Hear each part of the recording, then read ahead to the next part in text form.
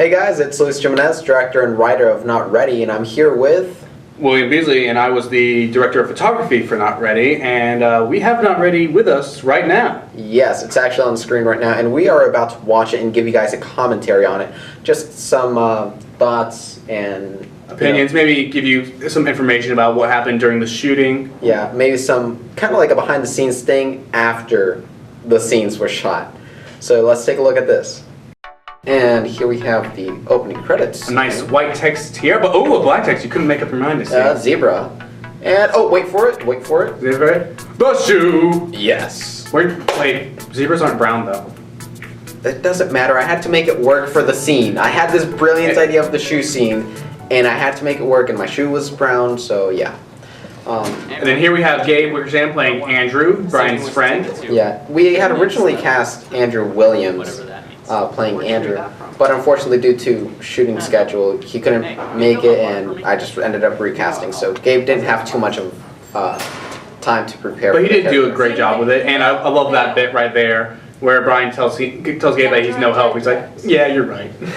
Yeah, and here getting a text from Sydney. You mean me? Yes, I mean you.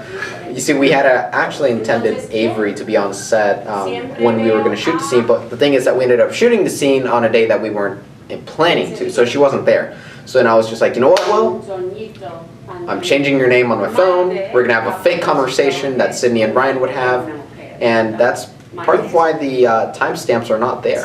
Yeah, and it's also a good thing you didn't already have a picture of me for my contact, because then there would have been Sydney, but it's my picture. Yeah, you know what, that would have actually improved it so much if I had had a picture of Avery there. But here we have the hardest scene to edit out of the entire film, what I like to call the super speed scene. Yeah. Now, before we get on to that, I just want to mention that Miss Harrison is actually played by Avery's real mom, Miss Martin. And but yeah, as you mentioned before, this was definitely the hardest scene to edit because the footage that I shot this day was corrupted somehow, and it's a long story, but it was corrupted. And the thing is that it had 3 green frames every couple of seconds, so that's why it ends up looking kind of choppy And sounding a bit choppy too. Yeah, like when he says that he totally bombed it. Total bomb. Yeah, it ends up sounding like he total bombed it, not totally bombed it, total.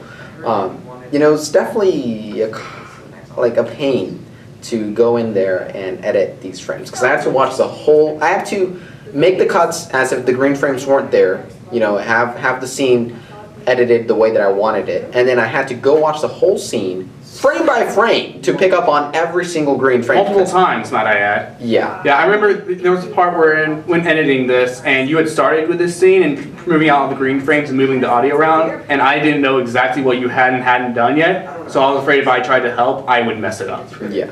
Yeah. And then we have Thomas Hart here. Yeah. You know, another thing that I hate about this is just the shots. I didn't really have a cameraman. Ben Drace was supposed to be there to be the cameraman, but he didn't. So I had a camera, a tripod, but no cameraman. So then I ended up setting up the shots myself, and then I just had Maddie Allison and Lizzie Cole pressing the record button. And, you know, there's Thomas. His character, John, just shows up for the scene. He gets some chips. Over here is the fight later on when it happens. Yeah, his character doesn't really have much of a purpose, and he doesn't move the story along at all. No. I think what I had thought about was having Thomas be on set and some of the extras scenes, having him in the background.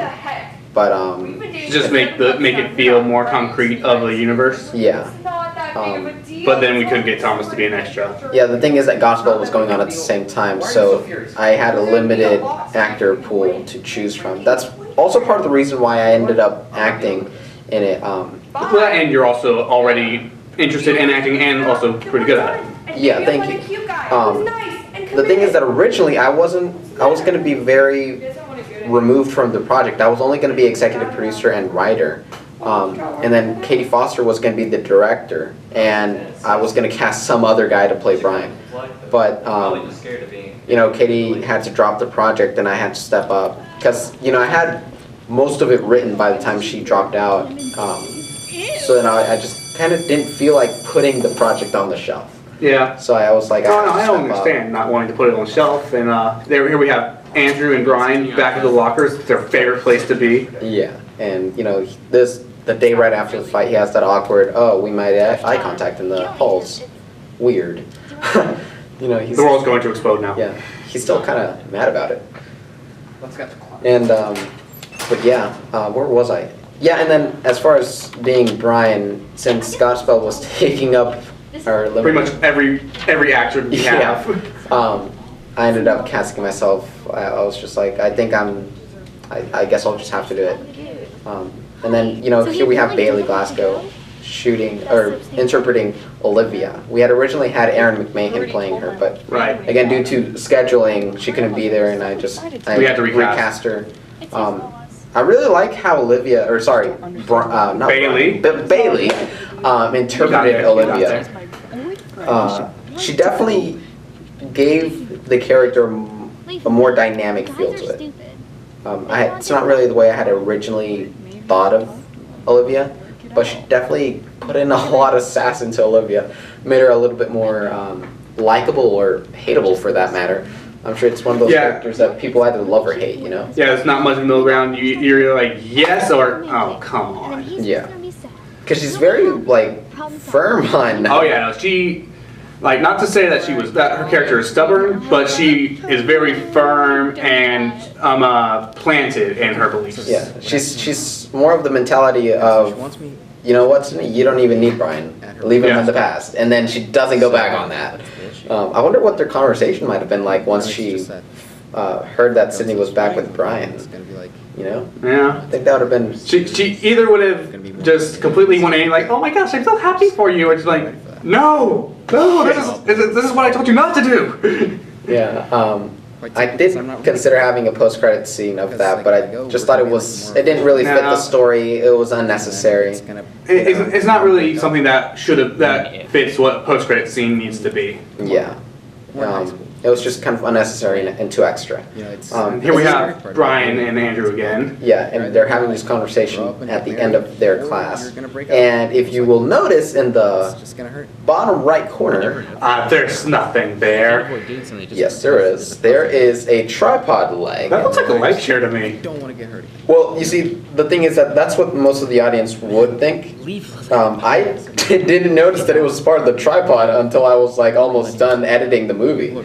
Yeah, I didn't notice it until I was editing the scene. Even when I was editing the scene, I didn't even notice it until he pointed it out to me, because it actually does blend into the scene well with like the desk and the chairs and everything. Yeah. And we all know who we have to blame for this. The cameraman that didn't show up, Andres. No, William Beasley. The cameraman that did show up? The cameraman that did show up and shot this scene. Oh. You know, the thing is that having two cameras makes editing a lot easier. Yeah, continuity.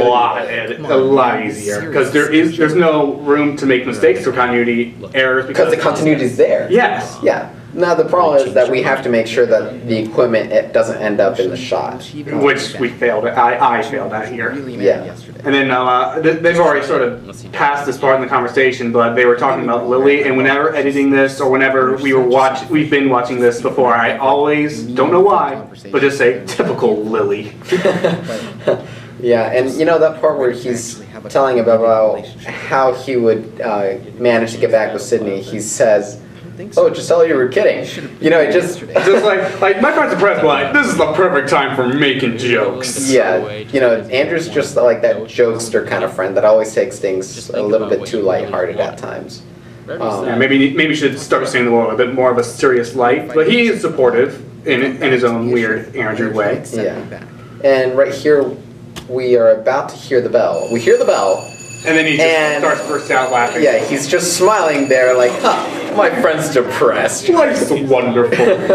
Yeah, but you know, it's all part of the character, you know? And then we had the famous hallway transitions. Yeah, I think it was a little bit of comedic relief with what some of the extras were saying that Yeah, Sean and I especially provided some stuff. And then there was that one with I think it was the first one that was used. Gabe and Olivia, ew. Oh, yeah. Pause right here? Yeah. Now, if you will pause it right here when you have this nice shot of me and Sydney in the scene, you will notice that I'm wearing a watch, a white bracelet, and a pink wristband. Because breast cancer awareness is important. No, this is actually for ending distracted driving. Oh. But anyways, keep that in mind. Just keep that in mind. When we get to a future part. Keep that in mind. In a couple of minutes, we're going to come back to the pink wristband specifically. And then we have the scene between Sydney and Miss House. Which actually was not originally in the script, but was written in because before, the only part for the scene was that bit outside the office. Yeah, I just really thought that, I went in and wrote it in. I just thought it would be, I just thought we needed something there. Right, and it's also a great moment for Sydney's character as we see what she really is thinking, what she's feeling. Yeah. Because, well, that's what happens when you go to a guidance counselor. That's what you talk about. Yeah, because like the scene with Olivia didn't really show too much of what was going on through Sydney's mind. And then we had Brian's scene when he's with Andrew at the end of class. So that's when we get to see the inside of his mind. But then this counselor scene is when we get to see Sydney's version of the story. And understanding where they both are at this point really makes the end just feel a little bit more full circle. Yeah, yeah. And at the beginning of the scene, Miss House says, "What's up, Sydney?" I don't think I've ever heard Miss Vance say that. No, it just sounded funny when we shot this, but I was just like, it's fine, you know what? Miss House is not Miss Vance, different people. Oh, remember that pink wristband? Yeah, pause. And yeah, the pink wristband. Look at my wrists. I'm wearing a yellow wristband. You heathen. It just magically changed color. You want to know why it changed color? Because this was shot the day of the film fest, not the week before, not a couple days before, the day of. Yeah, the day of. We figured out that we didn't have this shot that we kind of needed. Yeah, we thought we did have it. Turns out we didn't. It's like, we gotta go film that now. Yeah, but yeah. Luckily, you had the same shirt. Yeah, but the bleached shirt. The hair looks slightly different, but besides that, it's good. And it's only a couple seconds because this scene where I walk out is it's from the original. And like right here, this shot right here, both the tripod and then Luis and I, who were standing behind the camera, are just snug into this really tight corner. Yeah. As this is not a big office space at all that Miss Vance has, or Miss House. Yeah, and then, you see right there behind, next to the door, that's where we were. Yeah, it was pretty squashed in there. It was. And Sydney goes out to look for Brian, but Brian has already left because he overheard the conversation and, felt pretty happy and didn't really feel like he had to have a conversation with the guidance counselor. Just typical Brian, eavesdropping and bailing on people. But yeah, I really like the way that I wrote in the part where Miss House tells Sydney that it's a small school and it would be inevitable to go across Brian, that they had to work things out. Because with the amount of extras we had, the student body is only about like 35 people. Maybe 100. There's a fight going on right here. Yeah. Well, the thing is that we purposely made these hallway scenes be at the very end between bells, like right before the bell rings. So that would explain why there isn't too many people in the halls. Right. We have Sean Bell, who just fought with Tommy's character. Yeah. Sean Bell. He's important. Yeah, think about it. Best cameo ever of all time. That is Will Beasley running late to class as an extra. That was the only time you appeared in this film on screen. On screen, yeah. I was behind the scenes a lot on this film. Yeah. We got Sean Bell in the back here. Yeah, and keep him in mind. We're gonna comment on Sean Bell in a little bit. Keep that in the back of your head. Yeah, and so this scene establishes a fairly new character, fairly late in the game. Yeah, a little bit abruptly, but it's all right. Yeah, apparently Anna has had some sort of crush on Brian for a while now, and thinks that this fight with Sydney is like her opportunity or whatever. She sees an opening, she's going to take it. Yeah, but you can tell that Brian feels very uncomfortable. Which is understandable because he's not exactly over his feelings for Sydney. He doesn't even know if they're even broken up or not. Yeah, and I've been waiting for this chance. I think we did a fairly good job of being able to express that to the audience. Just how I agree. Uncomfortable Brian was feeling in that moment. It was also kind of a moment of realization that, maybe if he isn't so open to picking up any type of relationship with any other girl, maybe he really does still have feelings for Yeah. I mean, look at that run, man. Oh, there's Sean Bell. Remember, we were gonna say pause. There he is, right behind Stephen Tang. Now, it's not continuity error. You think it's continuity error, but it's not. You would think, oh, he's taking AP Calculus at the same time that he's in the study room, but Sean Bell is actually playing twins. So, And that sort of adds a bit of an extra layer of intrigue when you think about how the fact that your character in Agent Johnson Mission of Fate is named Brian. yeah. Well, it's not confirmed that it's the same character. Not confirmed. Not officially, but it's something It's to not think confirmed, about. nor is it denied. Yeah.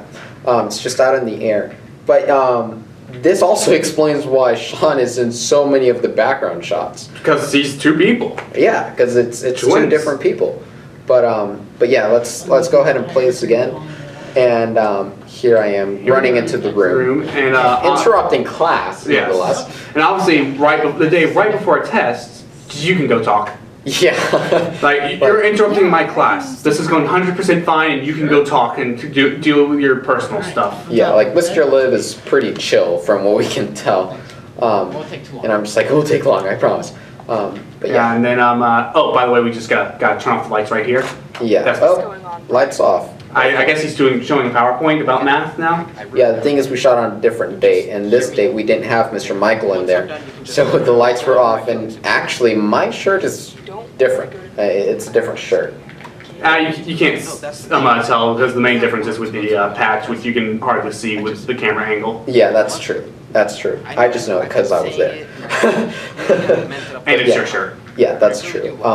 But this is a very really well done moment with Brian professing how he truly feels and that maybe he's not ready for a committed relationship, but he also is coming to the realization that they already are in a committed relationship, and love conquers all.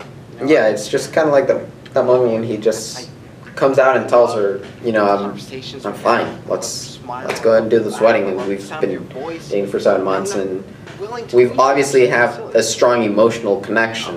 We might as well make it official, I wish I knew what a strong emotional connection was like.